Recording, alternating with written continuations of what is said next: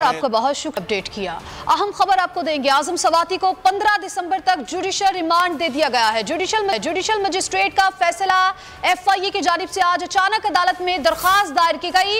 FIA ने इस्तदा की कि हमें मजीद जिस्मानी रिमांड नहीं चाहिए। दरखास्त पर आज ही समाअत करके फैसला सुना दिया गया। 29 नवंबर को 4 रोजा जिस्मानी रिमांड दे दिया गया था। एफआईए ने 3 दिसंबर को आजम सवाती को अदालत में पेश कर दिया था। इसी पर बात कर लेते हैं, ब्यूरो चीफ इस्लामाबाद सदीक जान हमारे साथ मौजूद है। सदीक जान, बताइएगा मजीद क्या तफसीलात हैं?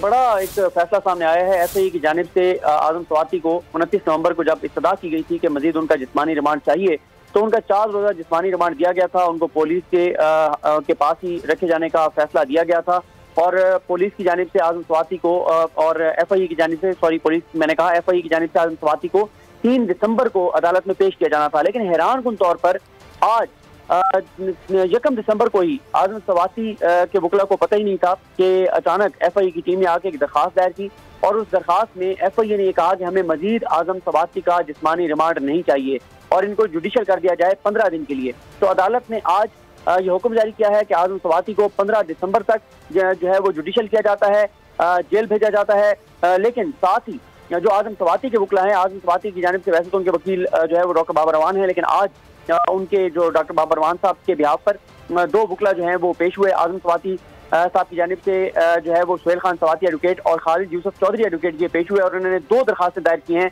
एक दरखास्त में कहा गया है कि आजम सवाती साहब का मेडिकल कराया जाए।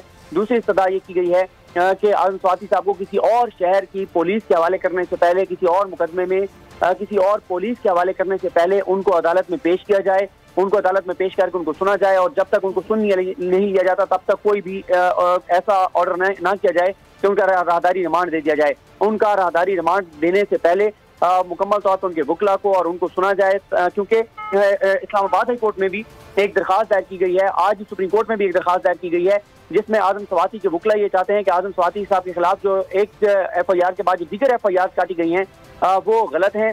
आइन और कानून में अदालती फैसलों के मुताबिक उनकी इजाजत नहीं है। तो आजम सवाती को उनके खिलाफ जो बाकी एफआईआर हैं उनको खत्म किया जाए और उनको किसी और पुलिस के हवाले ना किया जाए।